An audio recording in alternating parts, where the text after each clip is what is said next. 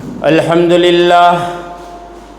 لله نحمده ونستعينه ونستغفره ونؤمن به ونتوكل عليه ونعوذ بالله من شرور أنفسنا ومن سيئات أعمالنا من يهده الله فلا مضل له ومن يضلله فلا هادي له ونشهد أن لا إله إلا الله وحده لا شريك له ونشهد أن سيدنا ومولانا محمدا عبده ورسوله وبارك وسلم تسليما كثيرا كثيرا اللهم صل على محمد وعلى آل محمد في أول كلامنا اللهم صل على محمد وعلى آل محمد في أوسط كلامنا اللهم صل على محمد وعلى آل محمد في آخر كلامنا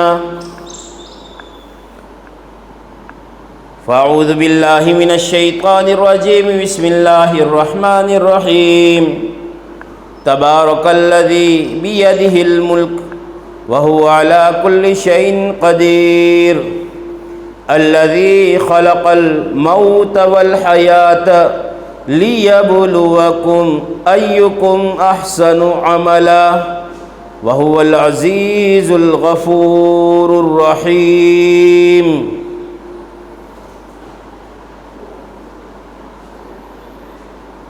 صدق اللہ العظیم وصدق رسولہ النبی الکریم۔ میری محترم دینی ماں اور بہنیں، اللہ جل جلالہ اور عم نوالہ نے ایک ضابطہ بنایا ہے، ایک قانون بنایا ہے کہ جو بھی دنیا میں آئے گا جاندار اس کو مرنا ہے، اس کو ختم ہونا ہے۔ جس کا تذکرہ اللہ جل جلالہ اور عم نوالہ نے قرآن مجید کے اندر فرمایا، اور ہمارے آقا تاجدار مدینہ فخر دو عالم حضرت محمد مصطفیٰ صلی اللہ علیہ وسلم کی زبان مبارک سے سنوایا۔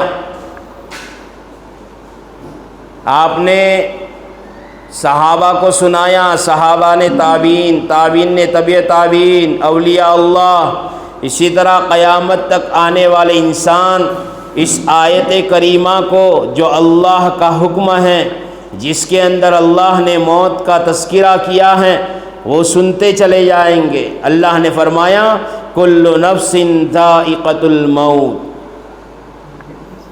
ہر جاندار کو مر جانا ہے، ختم ہو جانا ہے۔ لیکن میری محترم دینی ماں بہنوں، ہمیں مر کے ختم نہیں ہونا، ہمیں مر کے پھر سے زندہ ہونا ہے، اور ہماری دنیا کی زندگی کا حساب اور کتاب دینا ہے۔ اسی لیے تو اللہ نے سورہ تبارک الذی کے اندر ارشاد فرمایا تبارک الذی بیدہ الملک وہو علی کل شیء قدیر، پاک ہے، بابرکت ہے وہ اللہ جس کے ہاتھ میں پورا ملک ہے اور وہ ہر چیز پر قادر ہے۔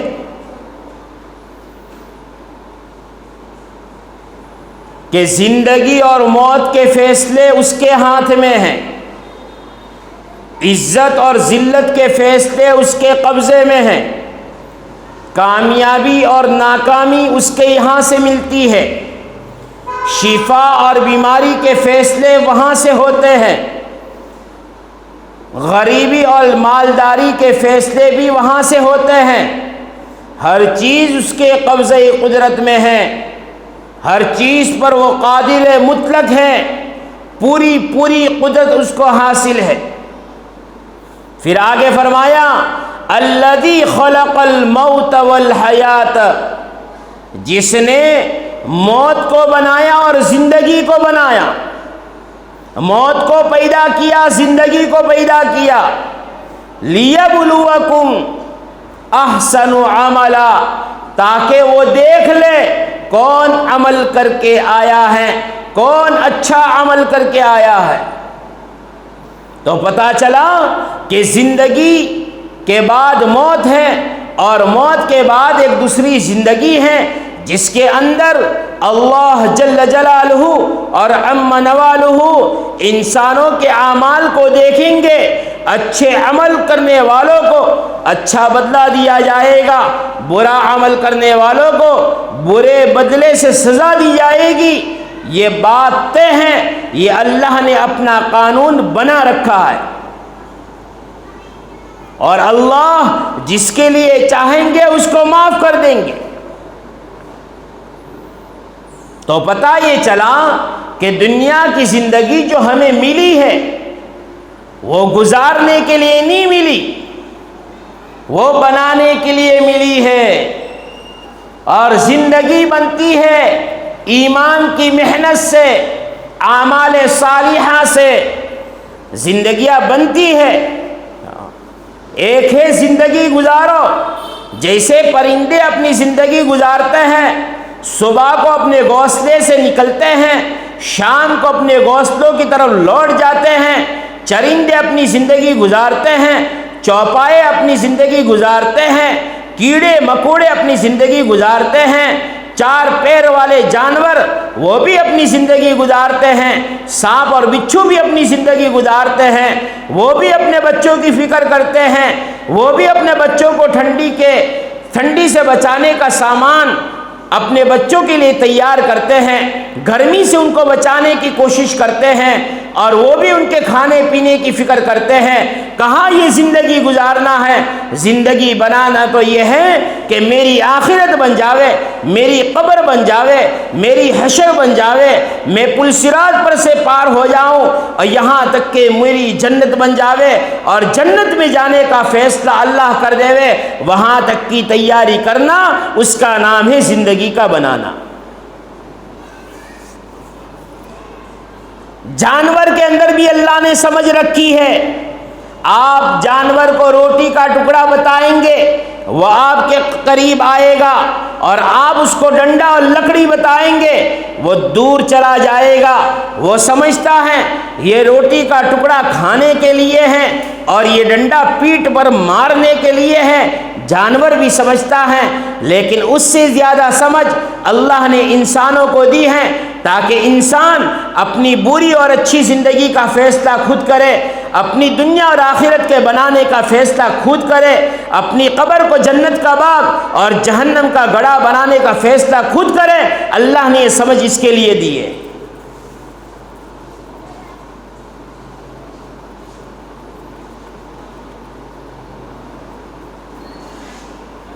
اور جب موت آئے گی تو ایک سیکنڈ بھی آگے پیچھے نہیں ہوگا۔ اذا جاء احدکم الموت لا یستأخرون ساعۃ ولا یستقدمون۔ اللہ کا قانون ہے، اللہ کا ضابطہ ہے کہ جب کسی بھی شخص کا موت کا وقت آ جائے گا، ہم ذرا بھی تاخیر نہیں کریں گے، دیر نہیں کریں گے۔ پوری دنیا مل جاوے اور اس بات کی کوشش کرے کہ مرنے والے کا ایک سیکنڈ بڑھ جاوے، خدا پاک کی قسم اگر اللہ نے نہیں چاہا ایک سیکنڈ نہیں بڑھ سکتا۔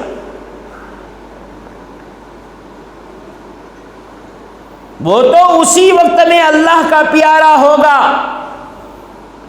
جب اللہ نے اس کے لیے چاہا ہے، جو وقت اللہ نے اس کے لیے طے کیا ہے۔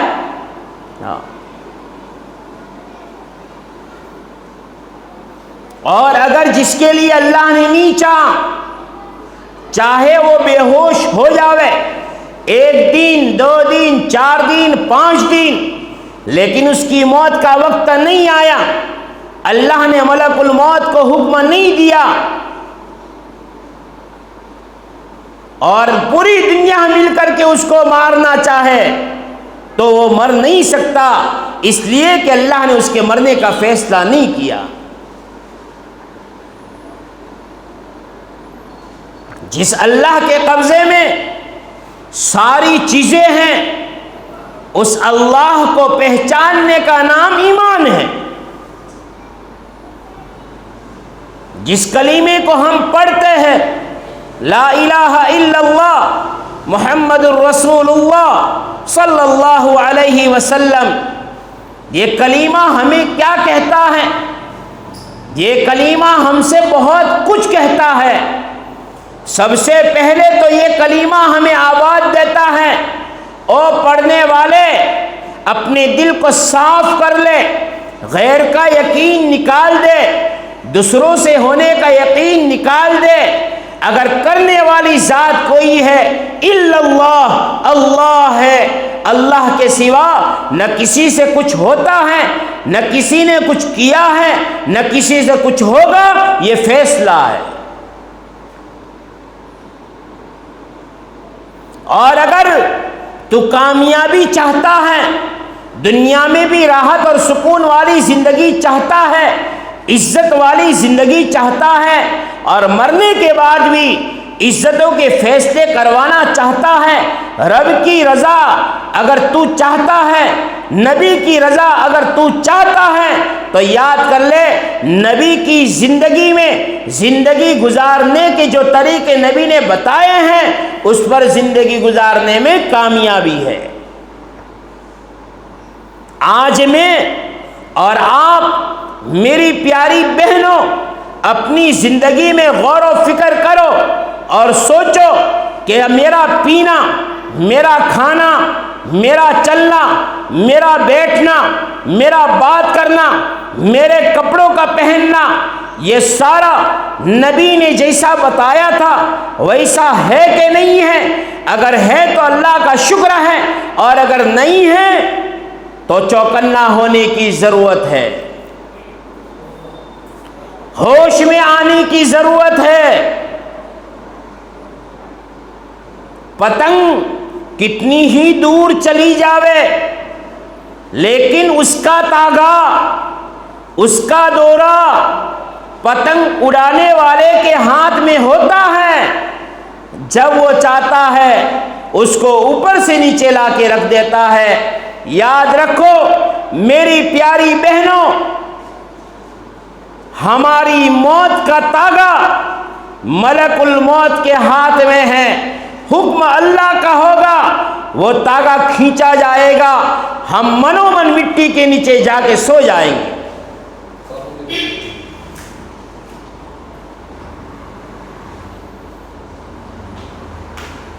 پھر ہمارا کون ہوگا؟ کون بچانے آئے گا؟ کون حالات پوچھنے آئے گا؟ کون ہمارے پاس سونے کے لیے تیار ہوگا؟ کون ہماری قبر کے اندھیرے کو دور کرے گا؟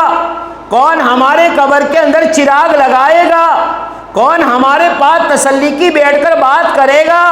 قبر میں تو ہر ایک کو اکیلا جانا ہے۔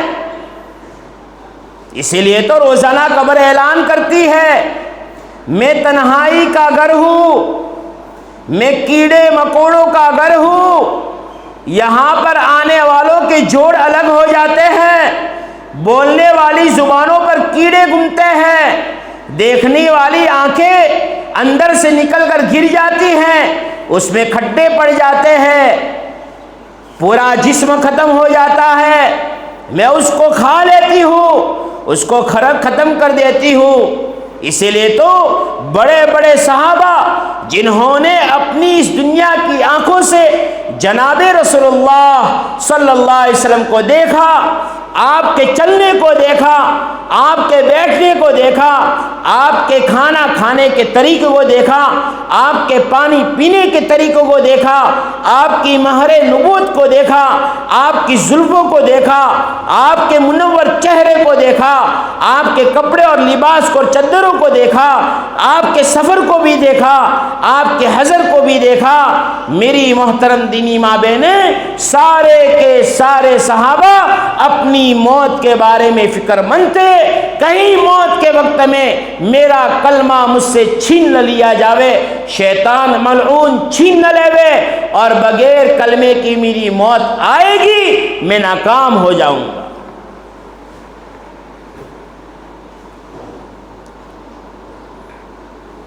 جنہوں نے نبی کی باتیں سنی ہو اپنے کانوں سے، جو نبی کی مبارک مجلسوں میں بیٹھے ہو، براہ راست نبی کی آواز ان کے کانوں میں گئی ہو، جنہوں نے نبی سے سچی محبت کے دعوے کے بعد اس دعوے کو پورا کیا ہو، وہ صحابی رضی اللہ تعالی عنہ اجمعین اور وہ صحابیات رضی اللہ تعالی عنہ ساری کی ساری فکر میں تھی۔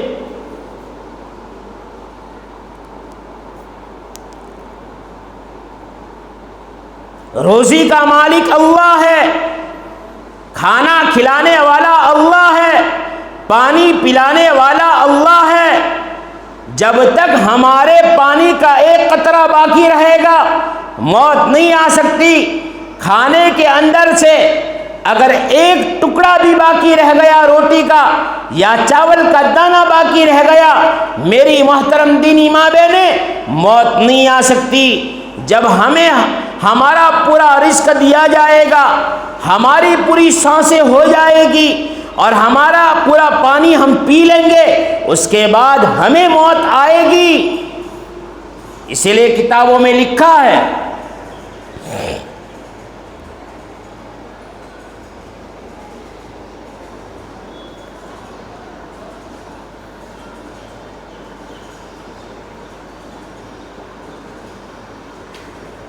کتابوں میں لکھا ہے کہ جب ملک الموت کسی کی روح کو قبض کرتے ہیں تو اس گھر کے دروازے پر دونوں ہاتھ پھیلا کر کے کھڑے ہوتے ہیں اور رونے والوں سے کہتے ہیں،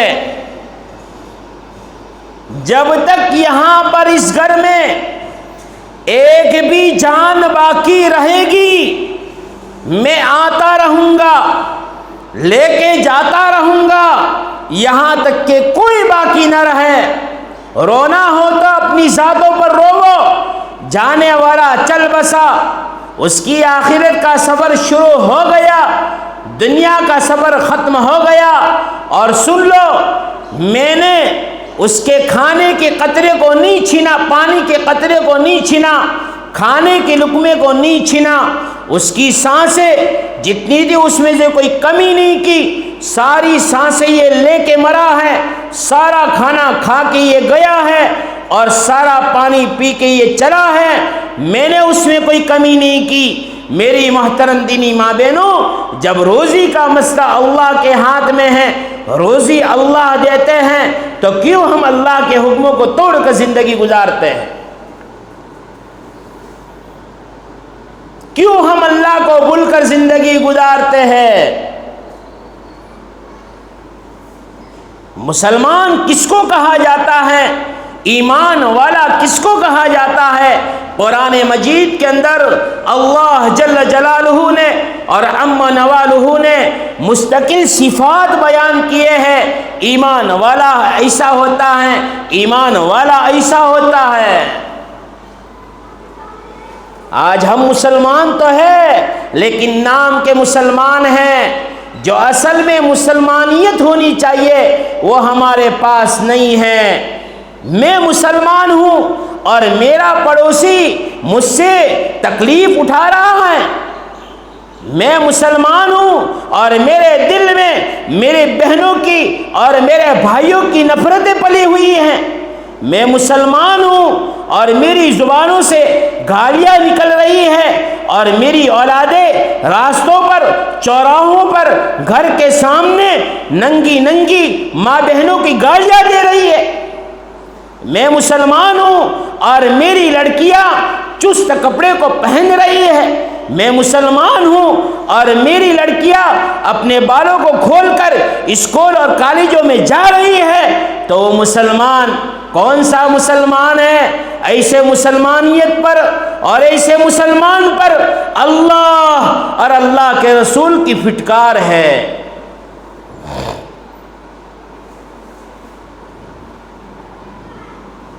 مسلمان تو وہ ہوتا ہے، ایمان والا وہ ہوتا ہے جو اچھے کام کرنے کے بعد بھی روتا ہے، نماز پڑھنے کے بعد استغفار پڑھتا ہے، میرا رب میں نے نماز تو پڑھی ہے لیکن جیسی پڑھنی چاہیے ویسی نہیں پڑھی، اور نماز کے اندر کہتا ہے ربنا ظلمنا انفسنا وان لم تغفر لنا وترحمنا لنکونن من الخاسرین، میرے رب میں نے تو یہ عبادت کر کے اپنے اوپر ظلم کر دیا ہے۔ ظلم کیا ہے کہ اس کا حق ادا نہیں کر سکا، جو عبادت تو نے مجھے دی تھی نماز کی شکل میں تیرے دھیان کے ساتھ نہیں پڑھ سکا، رکوع اور سجدے کو جیسا کرنا چاہیے ویسا نہیں کر سکا، اگر تو میری مغفرت نہیں کرے گا تو میں تو نقصان والوں میں سے ہو جاؤں گا۔ بہرحال میری محترم دینی ماں بہنوں، اپنی زندگی کو صحیح بنانا ہے، تھوڑی بہت محنت لگے گی لیکن زندگی جب صحیح ہو جائے گی، گھروں میں برکتیں نظر آئے گی، چین سکون ملے گا، راحتیں ملے گی، ماں بیٹی میں محبت، بہو ساس میں محبت، اور شوہر اور بیوی میں محبت، بچے اور باپ میں محبت نظر آئے گی۔ آج ہمارے گھروں میں بچے جو باپ کے نافرمان ہیں، بیٹیاں جو ماں کی نافرمان ہیں، اور بہو اور ساس کے جو جھگڑے ہیں وہ اسی وجہ سے ہیں کہ ہماری زندگی صحیح نہیں ہے، ہمارا ایمان کامل نہیں ہے، ہمارے یقین صادق نہیں ہے، اور ہمارے پاس جو حضور پاک صلی اللہ علیہ وسلم سے محبت کے جو دعوے ہیں ان دعووں میں ہم سچے نہیں ہیں جیسے ہونے چاہیے۔ اب دیکھ لو، ایک گھر میں شادی ہو رہی ہے، سامنے والے گھر سے جنازہ اٹھ رہا ہے، اللہ نے دکھائی دیا، اللہ نے ہمیں دکھلا دیا کہ دیکھو میری قدرت، میری طاقت دیکھو، پہلے ہم سنتے تھے آج ہم نے دیکھ لیا ہے کہ شادی بھی ہو رہی ہے اور موت بھی آ رہی ہے، جنازے بھی اٹھ رہے ہیں، اس سے عبرت لینے کی ضرورت ہے۔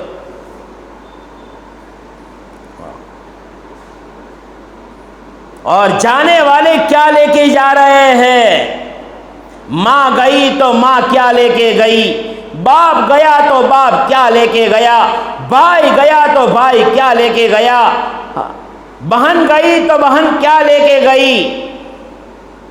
ہمارے سامنے ہیں، جس دکان سے کفن ملتا ہے اور کفن کا سامان ملتا ہے، کروڑوں پتی بھی اسی کو پہن کر جا رہا ہے، اور غریب جھوپڑی میں زندگی گزارنے والا، ٹوٹے پھوٹے کپڑے پہننے والا اور گھر میں رہنے والا، وہ بھی اسی کفن کو پہن کر دنیا سے رخصت ہو رہا۔ ایسا نہیں ہے جو کروڑ پتی ہوگا، مالدار ہوگا، اس کا کفن الگ، غریب کا الگ، کہا کہ نہیں، سب کا کفن یکساں ہوگا اور سب کے کفن کی چادریں یکساں ہوگی، کوئی کمی نہیں، کوئی زیادتی نہیں، سارا کچھ چھوڑ کے چلے گئے۔ ہمیں عبرت لینے کی ضرورت ہے۔ اور اس سے پہلے کتنے لوگ چلے گئے محلوں میں سے، ہمارے گھر کے اطراف میں سے، ہمارے پڑوس میں سے، ہمارے محلے میں سے۔ اب ان کے ساتھ کیا ہو رہا ہے وہ تو اللہ جانتا ہے، اللہ جانتا ہے۔ اسی لیے تو وہ عثمان غنی رضی اللہ تعالی عنہ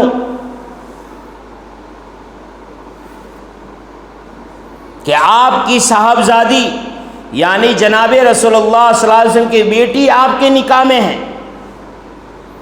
اور اللہ کے راستے میں اتنا خرچ کرتے تھے، اتنا مال لٹاتے تھے کہ ایک مرتبہ اللہ کے نبی صلی اللہ علیہ وسلم نے کہا اگر آج کے بعد عثمان کوئی عمل نہ کرے تو اللہ نے اس کے لیے جنت کو واجب کر دیا ہے، لیکن قبر پر جا کر روتے تھے، اتنا روتے تھے کہ داڑھی مبارک تر ہو جاتی تھی۔ پوچھا گیا او عثمان رضی اللہ تعالی عنہ تم اتنا کیوں روتے ہو؟ کہا کہ آقا انعامدار تاجدار مدینہ فخر دو عالم حضرت محمد مصطفیٰ صلی اللہ علیہ وسلم نے مجھے سنایا ہے، مجھے کہا ہے کہ عثمان قبر آخرت کی منزلوں میں سے سب سے پہلی منزل ہے، اگر یہ منزل پار ہو گئی بعد کی منزلیں پار ہوتی چلی جائے گی، اور اگر کوئی اس منزل کے اندر پھنس گیا بعد کی منزلوں میں وہ پھنستا چلا جائے گا۔ قبر ایک صندوق ہے، ایک پیٹی ہے، ایک باکس ہے۔ ہم ہمارے گھر میں صندوق میں، پیٹیوں میں، باکس میں جو رکھتے ہیں وہی نکلتا ہے۔ کپڑے رکھے کپڑے نکلیں گے، صابن رکھا صابن نکلے گا، جوتے رکھے جوتے نکلیں گے۔ اسی طرح قبر بھی عمل کا صندوق ہے، اچھے عمل کرے اچھے عمل کا بدلہ ملے گا، برے عمل کر کے گئے برا بدلہ ملے گا، سزائیں ملیں گی۔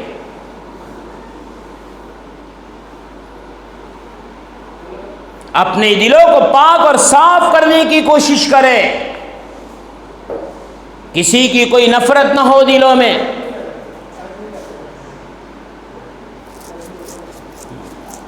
اپنے دلوں میں کسی کی کوئی نفرت نہ ہو، کسی سے کوئی دشمنی نہ ہو، کسی کا کینہ نہ ہو، کسی سے حسد نہ ہو۔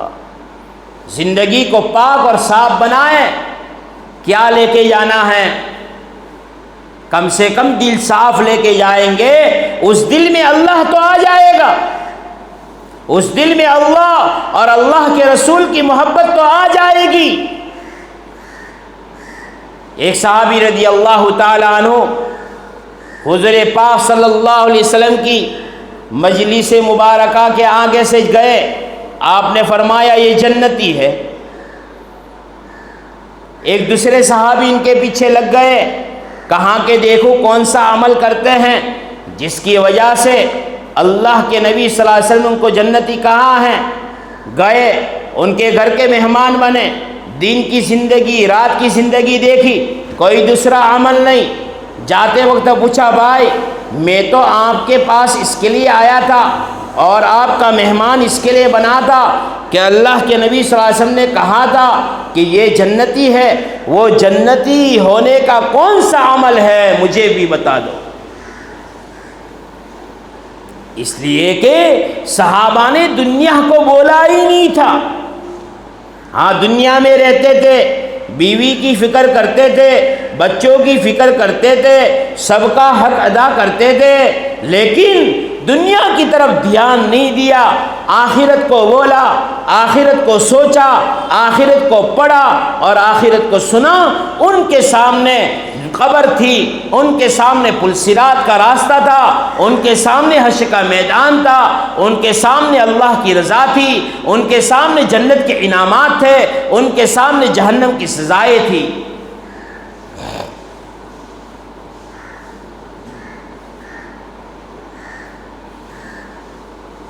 کہاں بھائی میرے پاس کوئی عمل نہیں ہے، ایک عمل میرے پاس ہے، جب روزانہ میں سوتا ہوں پوری امت کو معاف کر دیتا ہوں۔ ایک معافی اللہ کو کتنی پسند ہے، معاف کرنا، درگزر کرنا۔ حالانکہ اس نے ہمارے پر ظلم کیا ہے، اس نے ہمیں گالی دی ہے، اس نے ہمیں ستایا ہے، لوگوں کے سامنے ذلیل کیا ہے، لیکن ہم معاف کر رہے ہیں۔ یہ معافی اللہ کو اتنی پسند ہے کہ وہ صحابی کے بارے میں جناب رسول اللہ صلی اللہ علیہ وسلم کی زبان مبارک سے اعلان کروا دیا، یہ جنتی ہے۔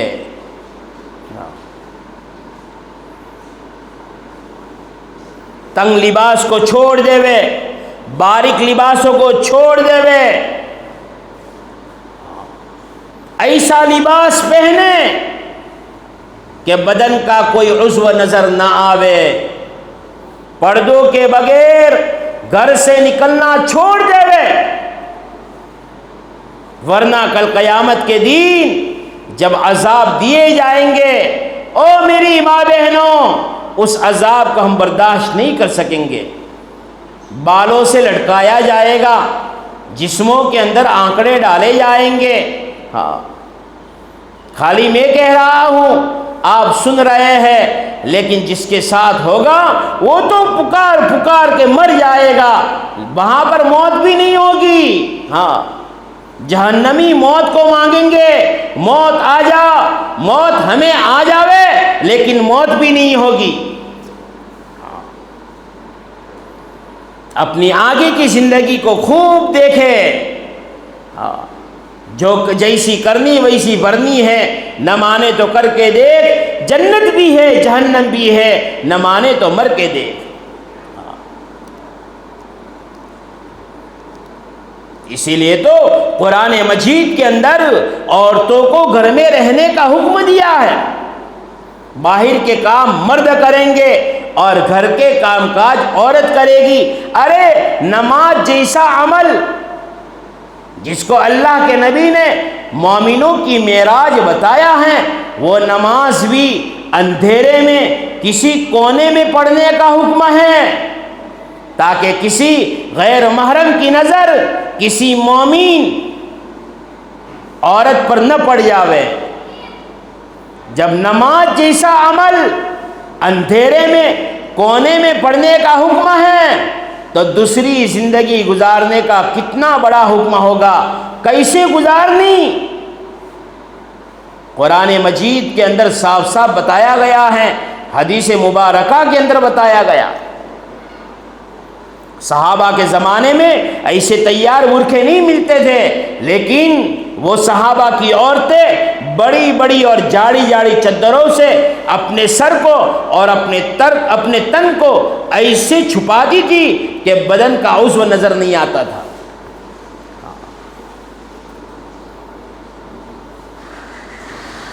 اور برقعے کا مطلب بھی یہی ہے، پردے کا مطلب بھی یہی ہے، ہاں،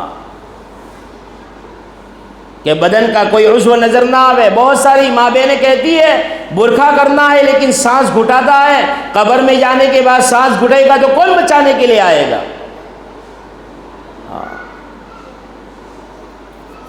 وہاں پر ہم چلائیں گے، کون ہماری چلاہٹ کو سنے گا؟ کون ہماری آواز کا جواب دے گا؟ حضرت فاطمہ رضی اللہ تعالیٰ عنہ کی زندگی کو دیکھو، حضرت کلثوم رضی اللہ تعالیٰ عنہ کی زندگی کو دیکھو، حضرت زینب رضی اللہ تعالیٰ عنہ کی زندگی کو دیکھو۔ آقا کی بیٹیاں ہیں، آقا کے گھر میں پلی اور بڑی ہوئی ہیں، آقا کی گود میں کھیلی ہے، لیکن کیسی زندگی گزار کے گئی ہے؟ وہ نمونہ ہے ہمارے لیے۔ کوئی بادشاہ، کسی بادشاہ کی لڑکیاں ان ہمارے نبی کی لڑکیوں کا مقابلہ نہیں کر سکتے۔ قربانیوں کے ساتھ چلی ہے، اپنے شوہروں کا حقوق ادا کیا ہے، اپنے بچوں کے حق ادا کیے ہیں، ان کی تربیت کی ہے، لیکن زندگی ایسی گزار کے گئی ہے کہ ان کی زندگیاں ایمان والی عورتوں کے لیے نمونہ بنی ہے۔ موت تو آئے گی، ہمارے پیچھے تیزی کے ساتھ موت آ رہی ہے۔ ہاں، ہم جتنے دین بڑے ہوتے چلے جا رہے ہیں، سمجھو کہ موت کے قریب ہوتے چلے جا رہے ہیں، قبر کے قریب ہوتے چلے جا رہے ہیں۔ کبھی قبرستان کے پاس سے گزرتے ہوئے ایک نظر تو ڈالو چٹیل میدان ہیں، مٹی کے ٹیکرے نظر آ رہے ہیں، سارے اندر سوئے ہوئے ہیں، وہ جانے ان کا رب جانے ان کے ساتھ کیا ہو رہا ہے۔ اسی جگہ پر جا کر سونا ہے، گھروں کو چھوڑنا ہے، رشتہ داروں کو چھوڑنا ہے۔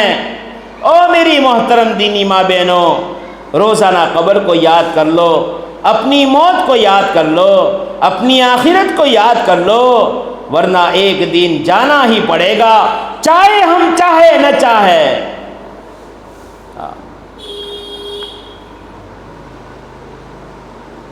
ہمارے ابا چلے گئے، ہمارے دادا چلے گئے، ہمارے نانا چلے گئے، دادی چلی گئی، نانی چلی گئی، سانس چلی گئی، چھوٹے چلے گئے، بڑے چلے گئے، ایک دن ہمارا بھی اعلان ہونے والا ہے، ایک دن ہمارا بھی جنازہ کندھوں پر چلنے والا ہے، ایک دن ہمیں بھی ان قبر کے اندر لاکھوں من مٹی کے نیچے جا کے سونا ہے۔ اس کو خوب یاد کرو، خوب یاد کرو، خوب یاد کرو، اللہ کو خوب مناؤ، اللہ کے سامنے توبہ کرو، توبہ کے دروازے کھلے ہیں، اللہ معاف کرنے کے لیے بیٹھا ہوا ہے، اس کا عرش 7ویں آسمان پر ہے، لیکن اس کی حکومت زمین پر ہے۔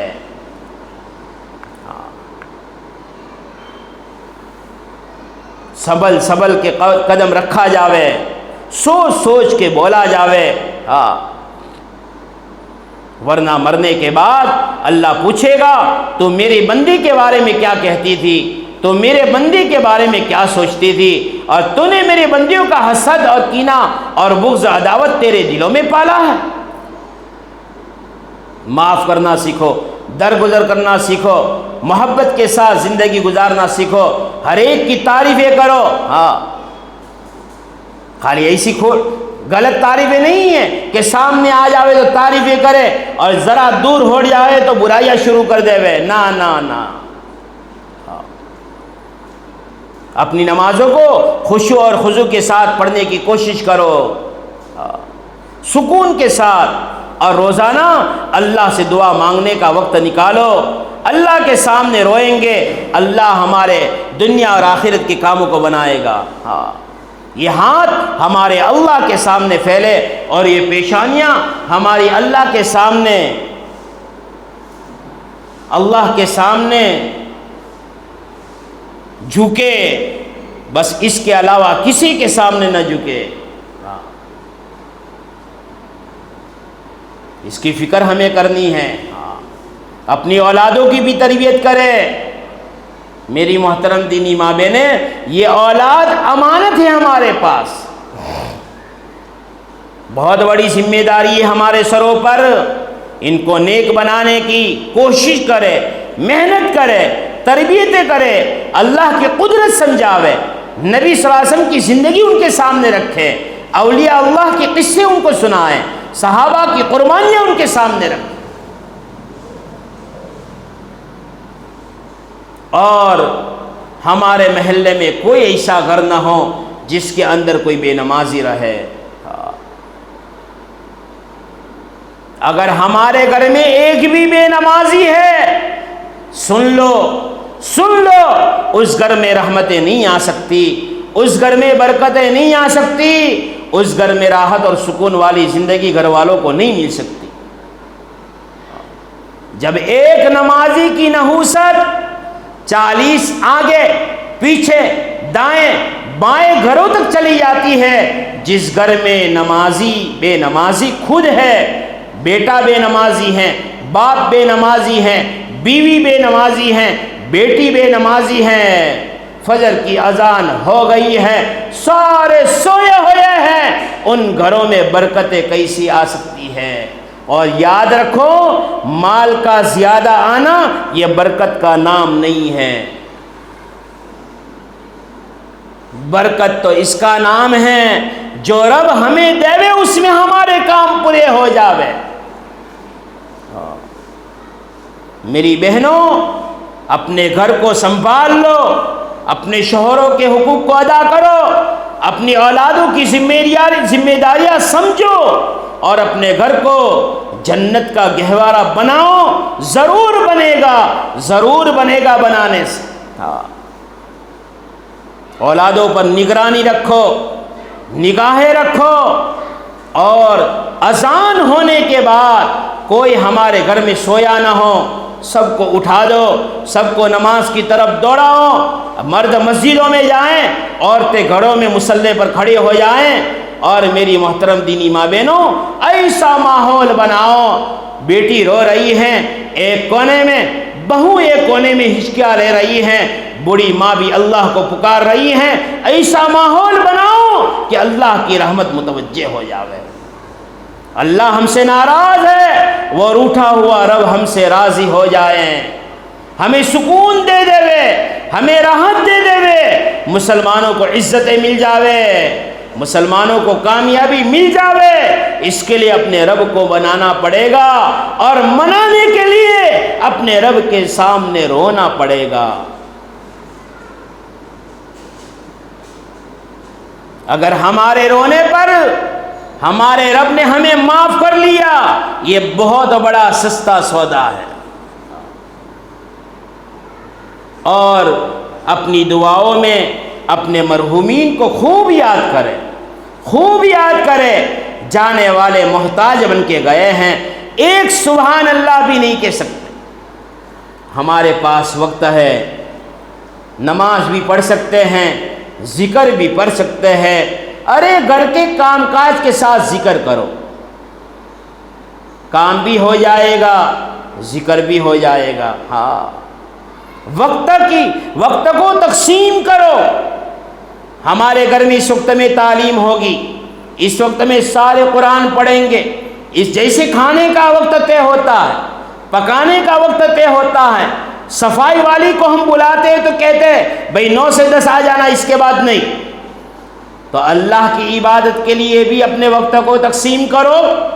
جیسے ایک زمانہ تھا، لوگ رات کو تقسیم کرتے تھے، نانا جاگیں گے، پھر اس کے بعد لڑکا جاگے گا، پھر لڑکے کا لڑکا جاگے گا، ماں جاگے گی، بہن جاگے گی، بھائی، یہ ترتیبیں ہوتی تھی۔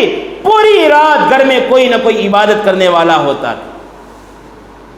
افسوس ہے، اتنی بڑی مسجد ہے، فجر کی نماز میں دیکھو، ہائے ہائے، کس کو کہنا، کس کے سامنے رونا، یہ دکھڑے کس کو سنانا۔ ایک سب بھی برابر مکمل نہیں ہوتی۔ وہ باپ کہنے کے لائق نہیں ہے جو اپنی اولاد کو نماز کے لیے نہ اٹھاوے، جو اپنی بیوی کو شوہر کہنے کے لائق نہیں ہے جو اپنی بیوی کو نماز کے لیے نہ اٹھاوے۔ وہ ماں کہنے کے لائق نہیں ہے جو اپنی بچوں کو نماز کے لیے نہ اٹھاوے۔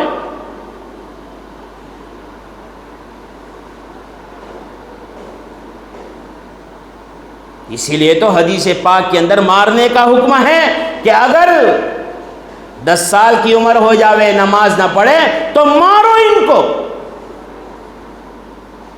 اور آج ہم رحم کھاتے ہیں، تھک کے آیا ہے سونے دو، بیمار ہے سونے دو۔ ارے اس کا یقین بناؤ، نماز پڑھنے سے تیری تھکاوٹ دور ہو جائے گی، نماز پڑھنے سے تیری بیماری دور ہو جائے گی، تیرا رب تجھ سے راضی ہو جائے گا۔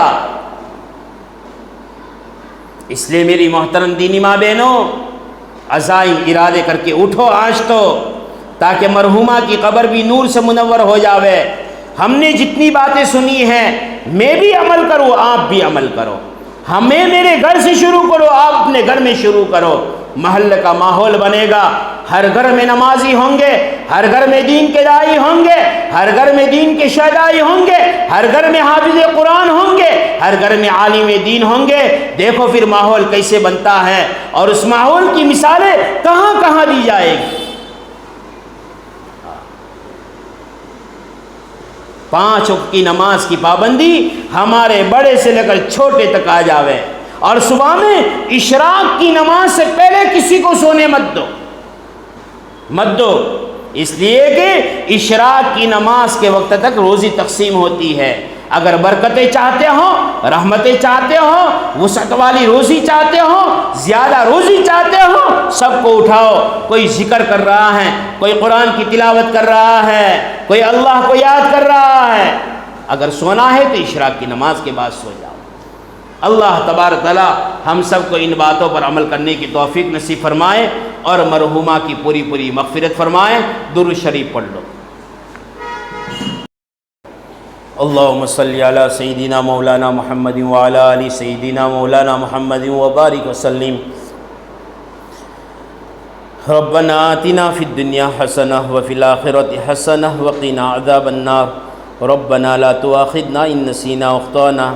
ربنا ولا تحمل علینا اصرا کما حملتہ علی الذین من قبلنا۔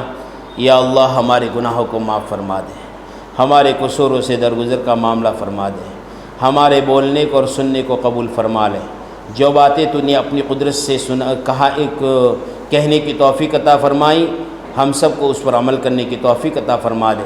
یا اللہ موت کو ہمیشہ یاد رکھنے کی توفیق عطا فرما دے، اپنی قبر کو اپنے سامنے رکھ کر زندگی گزارنے کی توفیق عطا فرما دے۔ یا اللہ اچانک کی موتوں سے حفاظت فرما لے، اچانک کے حالات سے حفاظت فرما لے، سماوی ارضی آفات سے حفاظت فرما لے، تیرے غضب سے تیری ناراضگی سے حفاظت فرما لے۔ یا اللہ مرحومہ کے لیے جتنا ذکر کیا گیا ہوں، جتنی قرآن کی تلاوتیں کی گئی ہوں، یا اللہ جتنے بھی نیک اعمال کیے گئے ہوں، سارے کے اعمال اپنی بارگاہ سے مقبول بنا کر کے ان کی قبروں پر پیش فرما دیں، سارے مرحومین کی مغفرت فرما دیں۔ یا اللہ ہمیں ہماری اولادوں کی صحیح تربیت کرنے کی توفیق عطا فرما دے۔ یا اللہ ہر نماز کو جماعت کے ساتھ دھیان کے ساتھ پڑھنے کی توفیق عطا فرما دے۔ یا اللہ یا اللہ یا اللہ یا اللہ ہم گنہگار ہیں، آنکھیں اٹھتی ہے تو گناہوں کے ساتھ واپس آتی ہے، زبان بولتی ہے تو گناہوں کے سوا کچھ نہیں بولتی۔ یا اللہ معاف فرما دے، معاف فرما دے، معاف فرما دے۔ رات کی تنہائیوں میں، دن کے اجالے میں جتنے بھی چھوٹے بڑے گناہ ہم سے ہوئے ہیں سب معاف فرما دے۔ یا اللہ ماں تو ماں ہوتی ہے، ماں کا سہارا بہت بڑا سہارا ہوتا ہے، باپ کا سہارا بھی بہت بڑا سہارا ہوتا ہے۔ یا اللہ ماں جب دنیا میں ہوتی ہے تو قدر نہیں ہوتی ہے، لیکن ماں جب چلی جاتی ہے اس کی کھاٹ خالی نظر آتی ہے، اس کے بیٹھنے کی جگہ خالی نظر آتی ہے۔ وہ بولتی تھی چاہے ہمیں پسند نہیں آتا تھا، لیکن اس کے چلے جانے کے بعد اس کے بولنے کے بول یاد آتے ہیں۔ یا اللہ یا اللہ یا اللہ یا اللہ ہمیں ہمارے جو مائیں زندہ ہیں ان کی قدردانی کی توفیق نصیب فرما دے، اور جو مرحوم ہو چکی ہے زیادہ سے زیادہ پڑھ کر بخشنے کی توفیق عطا فرما دے۔ یا اللہ ہمیں معاف فرما لے، معاف فرما لے، معاف فرما لے۔ ایک دن موت آئے گی، کپڑے اتارے جائیں گے، کیچیاں ہماری کپڑوں پر چلائی جائے گی۔ یا اللہ سلے ہوئے کپڑے نکالے جائیں گے، کفن کا ٹکڑا پہنا کر کے لوگوں کے حوالے کر دیا جائے گا، لوگ ہمیں قبرستان میں لے جائیں گے، ویرانہ قبرستان ہوگا، کوئی نظر نہیں آ رہا ہے۔ اس قبرستان میں ایک کھڈے میں ڈال کر کے لاکھوں مٹی کا ڈھیر اوپر کر کے لوگ واپس چلے جائیں گے۔ یا اللہ اس وقت ہمارا کیا ہوگا؟ اس وقت ہمارا کیا ہوگا؟ اس وقت کے آنے سے پہلے پوری تیاری کرنے والا بنا دے، پوری تیاری کرنے والا بنا دے، پوری تیاری کرنے والا بنا دے۔ یا اللہ ایمان والوں میں محبت نصیب فرما لے، نفرتوں کو ختم فرما لے۔ یا اللہ دین کی محنت کے لیے ہمیں ہماری نسلوں کو قبول فرما لے، آج کی مجلس کو قبول فرما لے، قبول فرما لے، قبول فرما لے۔ یا اللہ ہماری دعاؤں کو جناب رسول اللہ صلی اللہ علیہ وسلم کے صدقے طفیل کے اندر قبول فرما لے۔ ربنا تقبل منا انک انت السمیع العلیم وتب علینا انک انت التواب الرحیم۔ قال اللہ تبارک تعالی فی شان حبیبہ ان اللہ وملائکتہ یصلون علی النبی یا ایھا الذین آمنوا صلوا علیہ وسلموا تسلیما۔ ربنا تقبل منا انک انت السمیع العلیم وتب علینا انک انت التواب الرحیم۔ وصلی اللہ علی النبی الامی وآلہ وبارک وسلم برحمتک یا ارحم الراحمین۔